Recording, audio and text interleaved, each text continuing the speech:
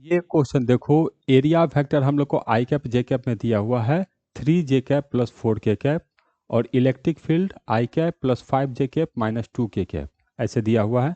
पूछ रहा है एरिया ऑफ सीट कितना है, मतलब मैग्नीट्यूड बताना है, इलेक्ट्रिक फील्ड का मैग्नीट्यूड बताना है, इलेक्ट्रिक फ्लक्स कितना है वो बताना है, और एरिया वेक्टर इलेक्ट्रिक फील्ड के बीच कितने का एंगल है वो बताना है।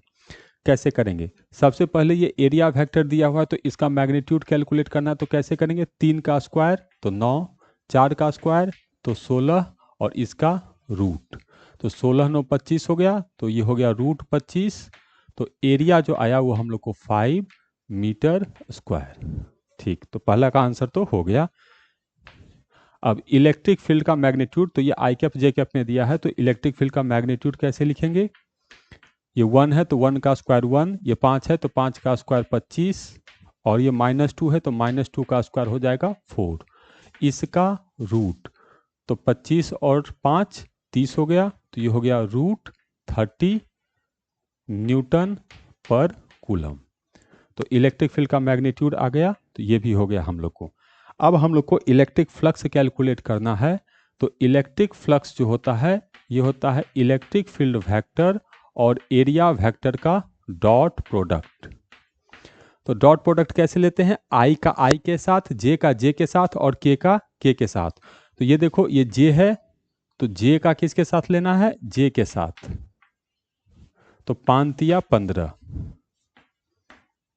इसके बाद के है यहाँ पर, तो के का किसके साथ लेना पड़ेगा? के साथ। तो यह -2, तो -2 ये हो गया -8। और इसका तो यहाँ आई कुछ नहीं लिखा है, मतलब आई 0 है, तो 0 का आई के साथ लेंगे तो ये 0। तो 15 में से 8 चला गया तो 7। तो इलेक्ट्रिक फ्लक्स आ गया हम लोग को 7।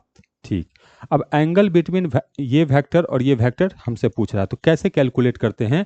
तो दो वेक्टर यदि आई कैप जे कैप में दिया हुआ हो और उसके बीच एंगल कैलकुलेट करना है तो डॉट प्रोडक्ट सबसे अच्छा रहता है। तो डॉट प्रोडक्ट मतलब वेक्टर ई और डॉट वेक्टर ए अगर मैं लिखूं तो ये जो होगा ई होगा, ए होगा, और दोनों के बीच के एंगल का कॉस थीटा होगा। अब वेक्टर ई डॉट वेक्टर यही तो फ्लक्स है, और इसको कैलकुलेट किया, ये कितना है? 7। तो ये है 7। ई कितना है? 5। तो ये हो गया 5, और नहीं, ई हो गया √30।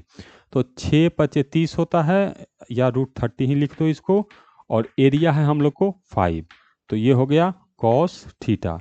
तो इसका मतलब कॉस थीटा जो आया ये हो गया 7/5 √30। तो एंगल हम लोग ऐसे कैलकुलेट करेंगे।